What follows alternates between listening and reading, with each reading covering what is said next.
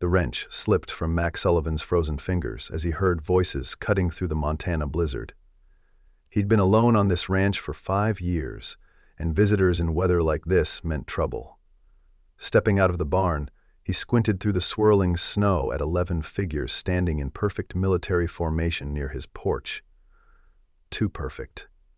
Something felt wrong about the way they held themselves, like actors playing soldiers rather than the real thing. "Sir, we need shelter for the night," called out a woman who stepped forward from the group.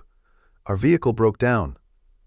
Mac's eyes drifted to their beat-up bus, then to the guitar case one of them clutched against her chest. His breath caught in his throat.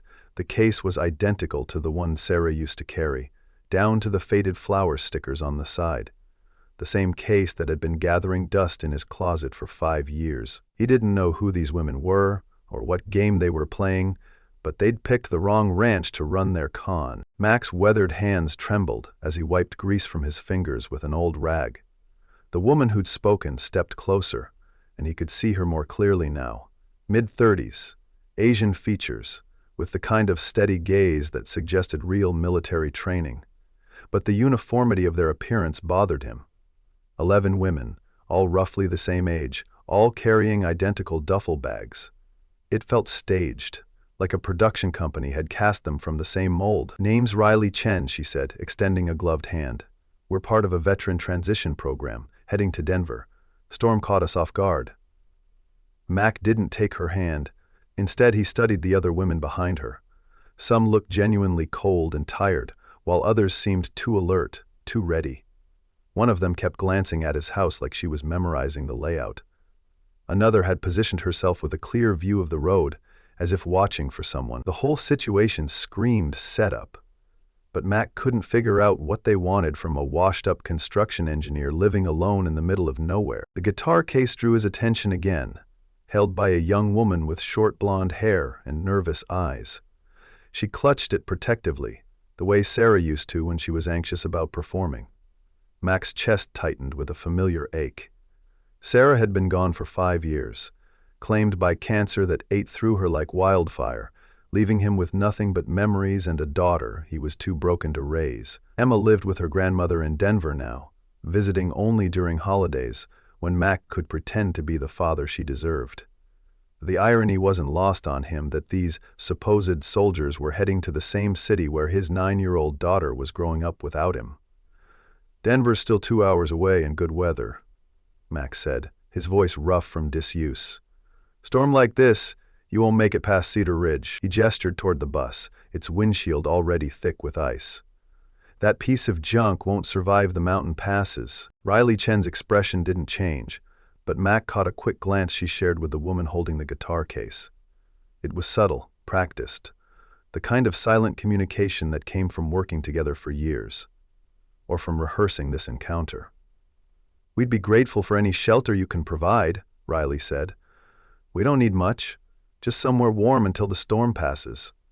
Mac wanted to say no, to send them back to their bus and let them figure it out themselves. He'd spent 5 years perfecting his isolation, building walls that kept the world at bay.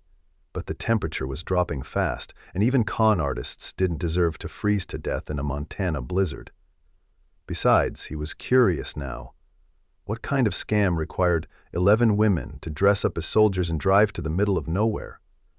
What could they possibly want from him that was worth this much effort? He stepped aside, gesturing toward his house. "You can use the living room, but you're gone first thing tomorrow morning." As the women filed past him, Mac noticed details that reinforced his suspicions. Their boots were too clean for people who'd supposedly been traveling for days. Their uniforms looked fresh, recently pressed. But then he saw something that made him pause. The woman at the end of the line walked with a slight limp, favoring her left leg. When she turned to thank him, he caught sight of a scar along her jawline, partially hidden by her collar. Real scars, not makeup. Another woman had calloused hands and the kind of tan lines that came from months in the sun. Either these were the most dedicated con artists he'd ever encountered, or there was more to their story than he'd assumed. Mac followed them into his house, watching as they moved through his living room with military precision.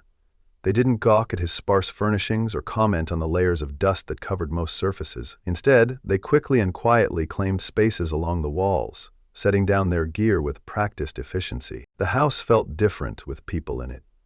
For 5 years, Mac had lived in silence, talking only to his cattle and the occasional phone call with Emma. Now, the soft murmur of voices and the rustling of equipment bags filled the space with an energy he'd forgotten existed. Riley Chen approached him as the others settled in. "We appreciate your hospitality," she said. "I know having strangers in your home can't be easy," Mac grunted, crossing his arms. "What's this transition program you mentioned?" Riley's answer came too quickly, too smoothly. "Helps veterans adjust to civilian life. We're heading to a facility in Denver for evaluation and job placement." The explanation felt rehearsed, but Mac decided to let it slide for now. Instead, he focused on the woman with the guitar case, who was sitting alone in the corner, staring at the instrument like it contained secrets. "That your guitar?" he asked, nodding toward the case. The woman looked up with startled eyes. "Yes, sir, I mean, it was my grandmother's. I've been carrying it since—" She trailed off, glancing at Riley for guidance. Mac felt a chill that had nothing to do with the storm outside. The woman's hesitation, the way she looked to Riley for approval, the identical guitar case. Too many coincidences. "Mind if I take a look?" he asked, taking a step toward her. The woman's grip tightened on the case, and Mac saw Riley tense in his peripheral vision. "Actually, the strings are old," the woman said quickly. "Probably wouldn't sound very good." Mac stopped walking, his suspicions crystallizing into certainty. These women knew something about Sarah, about the guitar that had been her most prized possession. But how? And why were they here, in his house, playing this elaborate game? He looked around the room at the 11 faces watching him, some with curiosity, others with what looked like sympathy. "I think," Max said slowly, "you ladies need to tell me what's really going on here." The storm howled outside, and Mac realized that whatever these women wanted from him, he was about to find out whether he was ready or not. Riley Chen exchanged glances with several of the other women before speaking. "Mr. Sullivan, we're not here by accident." Her admission hung in the air like smoke, and Mac felt his muscles tense for a fight he didn't understand. "We know about your wife, Sarah, and we know about your daughter, Emma." The words hit Mac like a physical blow. Nobody in Cedar Ridge talked about Sarah anymore, and Emma's existence was something he guarded like a state secret. "How do you know about them?" he demanded, his voice rising. "Who sent you here?" Riley held up her hands in a placating gesture. "We're not here to hurt you, Mr. Sullivan. We're here because someone who cared about you asked us to check on you." Mac's mind raced through possibilities. Sarah's mother had died 3 years ago. Emma's grandmother barely tolerated him. His few remaining friends had given up trying to reach him long ago. "That's impossible," he said. "There's nobody left who gives a damn about me." The woman with the guitar case stood up, clutching the instrument to her chest. "Mr. Sullivan, my name is Angela Williams. I knew your wife." Mac's world tilted. Sarah had been gone for 5 years, and he'd thought all her connections had died with her. "That's a lie," he whispered. "Sarah didn't know any soldiers." Angela's eyes filled with tears. "She volunteered at the VA hospital in Great Falls. She ran a music therapy program for veterans dealing with PTSD. She saved my life." The words crashed over Mac like a wave. Sarah had driven to Great Falls twice a week during her final months, claiming she was getting treatment. He'd assumed it was chemotherapy, more futile attempts to fight the cancer that was killing her. She'd never mentioned volunteering, never said anything about helping other people when she was barely strong enough to help herself.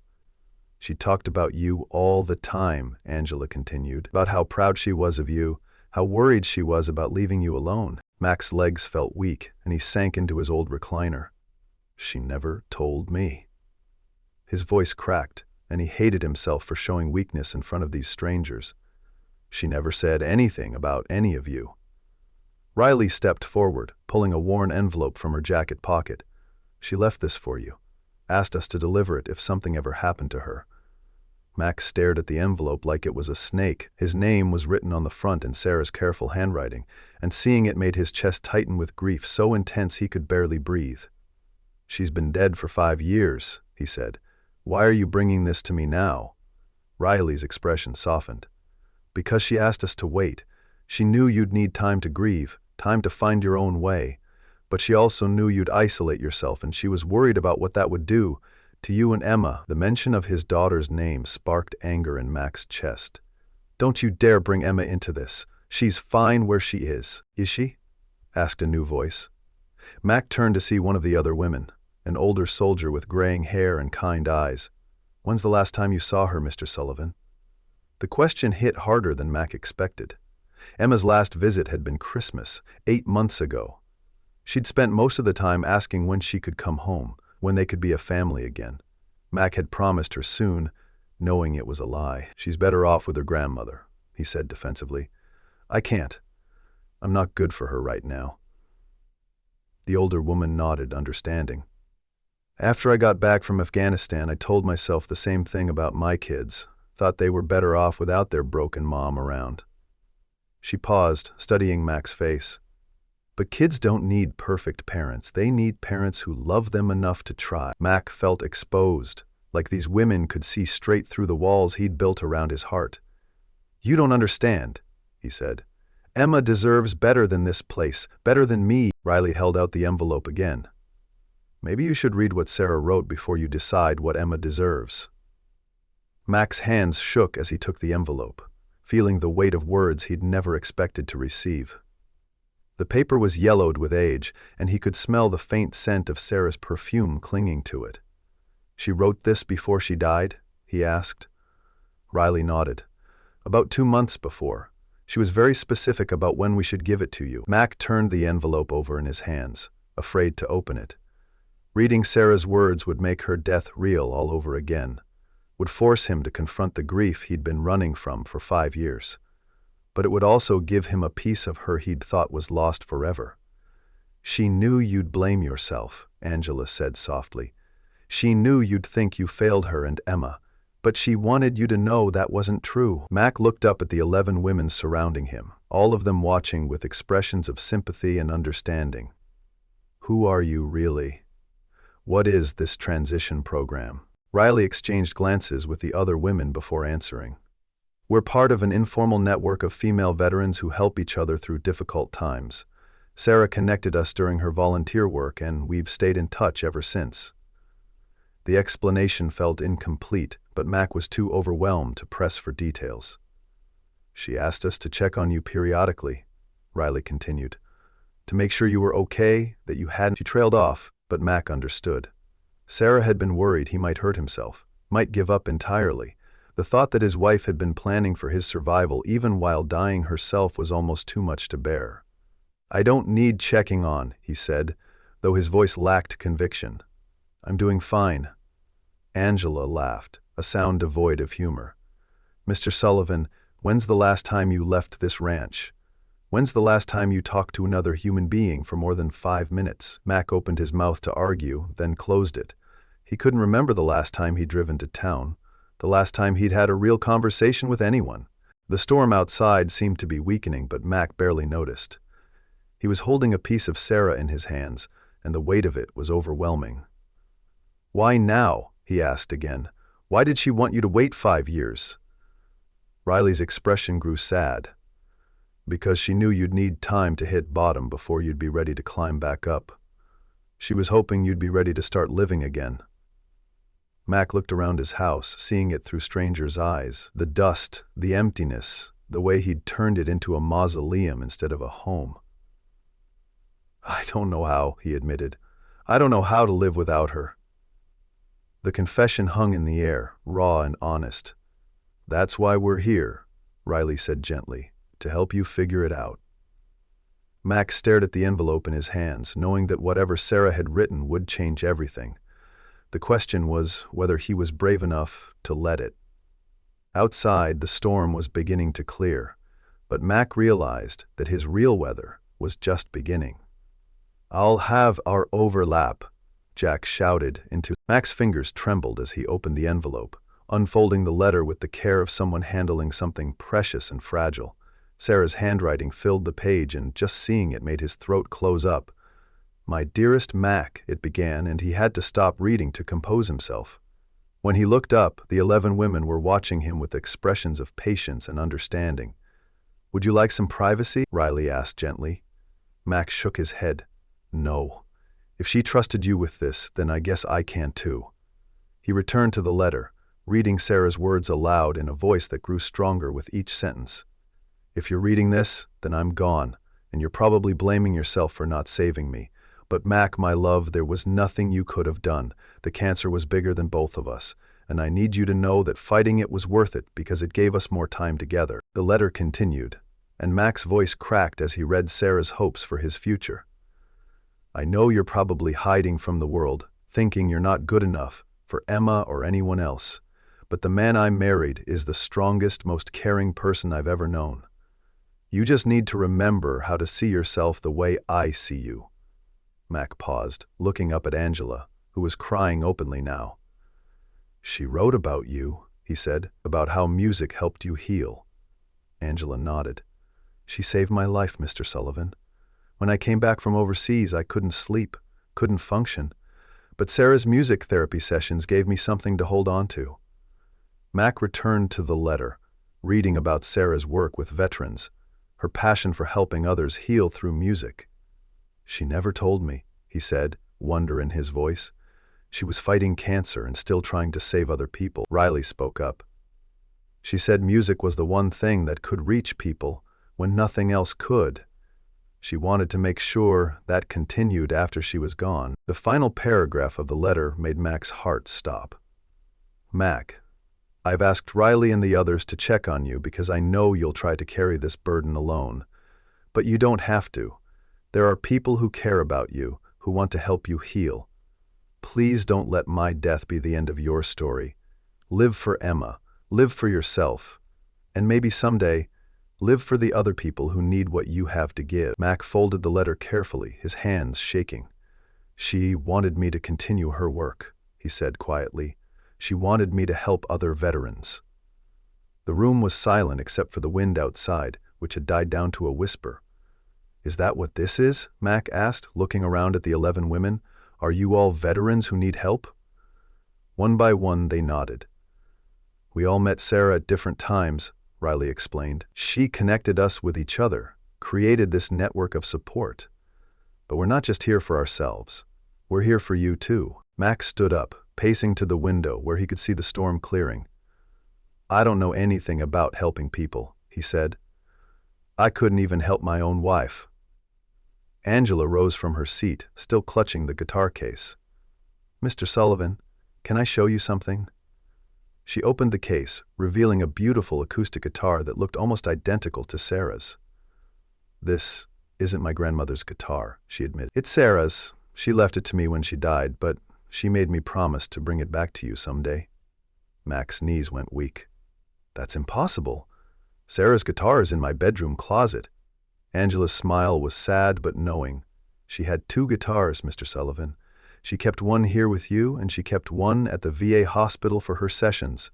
She wanted you to have both when you were ready." Max stared at the instrument, remembering how Sarah used to play it on their front porch during summer evenings. "She said music was the language of healing," Angela continued. "She wanted you to have the tools to speak that language." The weight of Sarah's plan was beginning to sink in. She hadn't just arranged for these women to check on him. She'd orchestrated something much bigger, a way for him to find purpose again while helping others heal. "She thought of everything," Max said, his voice filled with awe and grief. "Even while she was dying, she was planning for after." Riley stepped forward. "She knew you'd resist at first. She knew you'd think you weren't qualified or worthy, but she also knew that helping others was the only thing that would bring you back to life." Mac looked around the room at the 11 women, seeing them clearly for the first time. They weren't con artists or actresses. They were broken people who'd found each other through his wife's compassion, and now they were trying to return the favor. "What exactly are you asking me to do?" he said. "I'm not a therapist. I'm not a counselor. I'm just a construction worker who builds things." One of the women he hadn't heard from yet spoke up. "Sometimes the best healers are the ones who've been broken themselves." The storm outside had passed, leaving behind a world covered in fresh snow that sparkled in the moonlight. Mac felt like he was seeing his ranch with new eyes, imagining what it could become, with Sarah's vision guiding him. "She wanted me to turn this place into something," he said slowly. "A place where veterans could come to heal." Riley nodded. She had very specific ideas about how it could work. Music therapy, animal therapy, just having a safe space where people could be themselves, without judgment. Mac walked to his bedroom and retrieved Sarah's other guitar from the closet, bringing it back to the living room. For the first time in 5 years, he held the instrument that had been such a part of their life together. "I can't play anymore," he said. "I haven't touched it since she died." Angela stood up, moving to stand beside him. "Maybe it's time to learn again. Maybe we could learn together." Mac looked at the 2 guitars, then at the 11 women who'd somehow found their way to his door on a snowy night. "And Emma?" he asked. "What about my daughter?" "She needs her father," Riley said simply. Sarah was very clear about that. She said Emma would understand about the ranch, about helping other people. She said Emma had her mother's heart. Mac felt tears he'd been holding back for 5 years finally begin to fall. "I'm scared I'll let her down," he whispered. "I'm scared I'll let all of you down." The women gathered around him, and Mac felt surrounded by the kind of support he'd forgotten existed. "That's what we're here for," Riley said, "to make sure you don't have to do this alone." Mac looked at Sarah's letter one more time, then at the faces of the women who'd become his unexpected family. "Okay," he said, his voice growing stronger. "Okay, let's figure out how to do this." Outside, the storm had passed, but Mac realized that his real weather was just beginning to clear. For the first time in 5 years, he felt like he might actually have a future worth living. The question now was whether he was brave enough to build it. 3 months later, Mac stood on his front porch, watching Emma play with the ranch's newest residents. His daughter had taken to the veteran program with the enthusiasm Sarah had predicted, appointing herself as the official greeter for new arrivals. "Dad, can I help with the music therapy session today?" Emma asked, running up to him with dirt on her knees and joy in her eyes. Max smiled, the expression feeling more natural now than it had in years. "Ask Angela. She's the one in charge of the music program." The ranch had transformed in ways Mac couldn't have imagined.